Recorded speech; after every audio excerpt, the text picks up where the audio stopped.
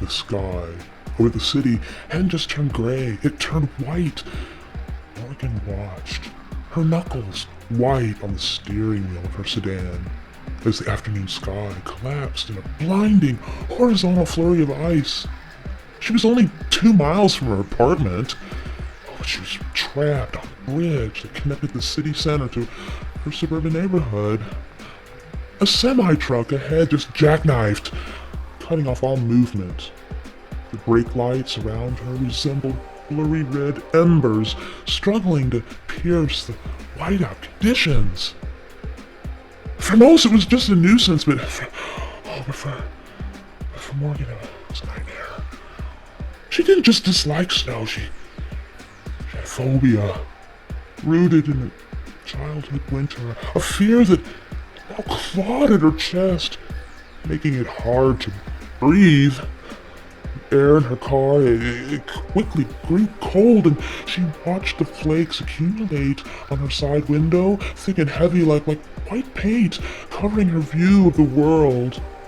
Stay in the car, she repeated her father's advice, a mantra that felt weak against the howling wind outside. She turned off the engine to conserve gas, knowing that the heat would soon escape the glass box she was in. She was surrounded by cars, similarly trapped, the city gridlock frozen solid. Silence inside her car, broken only by the aggressive rattling of the wind against the metal frame, was terrifying. 2 hours passed.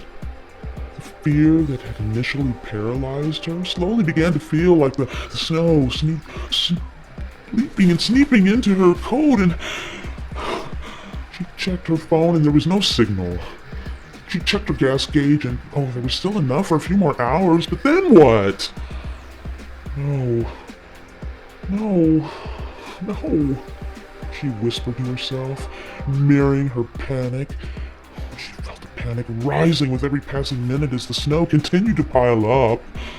It was starting to hide the city skyline, and she was suspended over a frozen river in a metal cage, with the world disappearing all around her.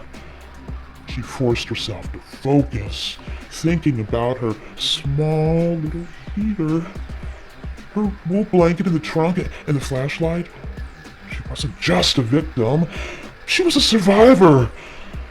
She would turn the engine on for 10 minutes every hour, just enough to stay conscious. And she would wait for the plows that she knew had to be coming eventually. The snow, it continued to fall. But as night started to descend, Morgan, she felt her fear still present.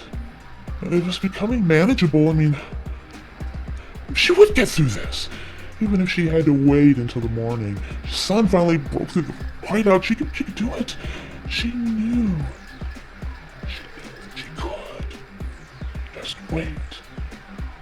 A little longer.